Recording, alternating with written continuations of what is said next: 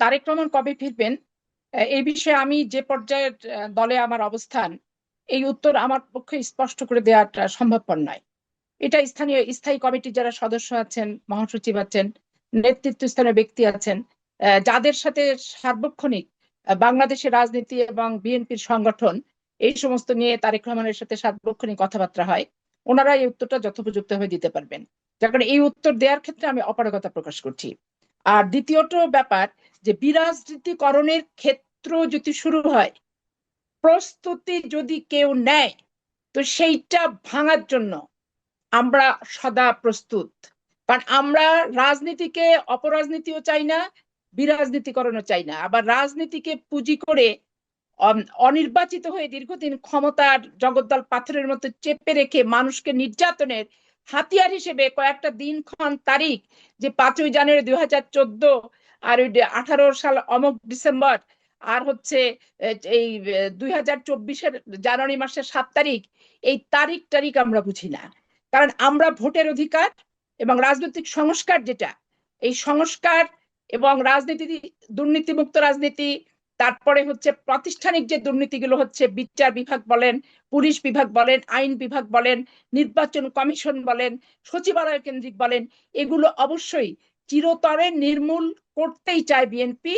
এবং নির্মূল করেই জনগণের প্রত্যাশিত একটি রাজনৈতিক সংগঠন এবং একটি সরকার, যে প্রকৃত ভোটে, বিশ্বাসযোগ্য ভোটে, সকলের অংশগ্রহণের ভোটে নির্বাচিত হবে, এই প্রত্যাশা আমাদের এখন পর্যন্ত অটুট, কোনো প্রকার পরিবর্তন হয় নাই।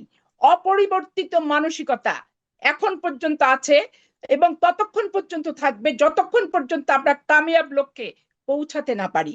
এই গেল প্রথম প্রশ্নের উত্তর। জি, কিন্তু দ্বিতীয় এই হচ্ছে, এই এই এই লক্ষ্যে পৌঁছাতে পৌঁছাতে আপনারা কেন বিরাজনীতিকরণ, যেটি মানে আলোচিত হচ্ছে, শব্দটা আসছেই কেন এই সময়? কেন এত মাইনাস টু এর বিরাজনীতিকরণের শঙ্কা আপনারাই প্রসঙ্গটা বা করেন? বিরাজনীতিকরণের প্রসঙ্গটা আমি আলোচনা করিনি, প্রিন্স ভাই যেটা বললেন তার পরিপ্রেক্ষিতে আমি এই প্রসঙ্গটা তুললাম। না, এটা হয়তো আর আপনি দ্বিতীয়ত আজকের হচ্ছে, আলোচনায় আপনি করছেন না, সৈয়দ আসিফ আশরাফি পাপিয়া, কিন্তু আপনাদের দলের মহাসচিব পর্যন্ত একাধিকবার না, এই শব্দ এখানে এখানে বলেছেন। বিরাজনীতিকরণের বিরাজনীতিকরণ, প্রসঙ্গটা -2, 1-11-র কথা মনে পড়ে। আসার কারণটা হচ্ছে যে একটা বৈধ, অংশগ্রহণমূলক এবং জবাবদিহিমূলক, সকলের কাছে একটা প্রশ্নবিদ্ধ নয়, গ্রহণযোগ্য নির্বাচন তো আমরা বাংলাদেশের মানুষ সবাই চেয়েছিলাম।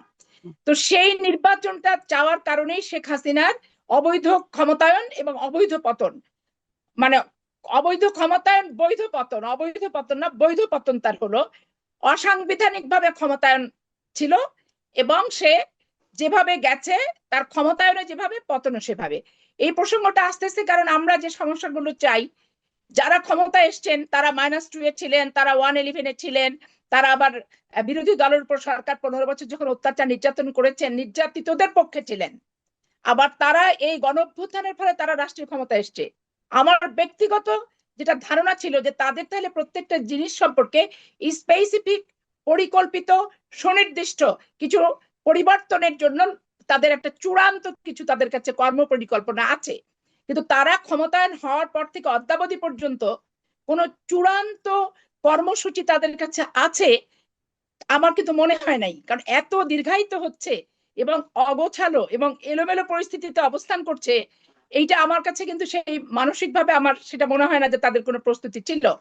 তাইলে 111-এর প্রবক্তা তারা, -2 এর প্রবক্তা তারা, আবার আমরা এটার যে পরিবর্তন, সবাই মিলে 15 বছর আন্দোলন করে গুম খুম অপহরণ, লক্ষাধিক মানুষ মামলার আসামি, বাড়িঘর ছাড়া এই পরিস্থিতির যে পেলাম, এইটারও তো একটা গ্রহণযোগ্য সমাধান এবং ওই অবাধ, গ্রহণযোগ্য এবং প্রত্যেকের অংশগ্রহণমূলক বিশ্বাসযোগ্য নির্বাচনের যে ব্যাপারটি, সেটি কিন্তু দেখেন বর্তমান যে সরকার খুব যে বেশি আলোচনা করছে, খুব যে বেশি প্রস্তুতি নিচ্ছে, খুব যে বেশি সকল রাজনৈতিক সংগঠনের সাথে মত বিনিময় বিনিময় করছে, এইরকম কোনো পরিস্থিতি আমরা দেখছি না।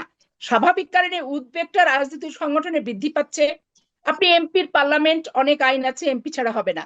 আবার স্থানীয় সরকারে যে দেখেন, একটা প্রত্যয়ন পত্র নিতে ইউনিয়ন পরিষদে যাচ্ছে, জন্ম নিবন্ধন নিতে যাচ্ছে, তাহলে ওই মানুষগুলো প্রশাসকের কাছে কতবার দৌড়াবে? পৌরসভার প্রশাসক, সে তার ম্যাজিস্ট্রেসি পালন করার পর, কি ইউনোশিপ পালন করার পরে তো অফিসে কিছু সময়ের জন্য বসবে।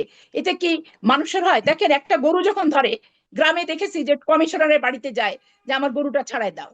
তো সেই ক্ষেত্রে মানুষ তো বঞ্চিত হচ্ছে।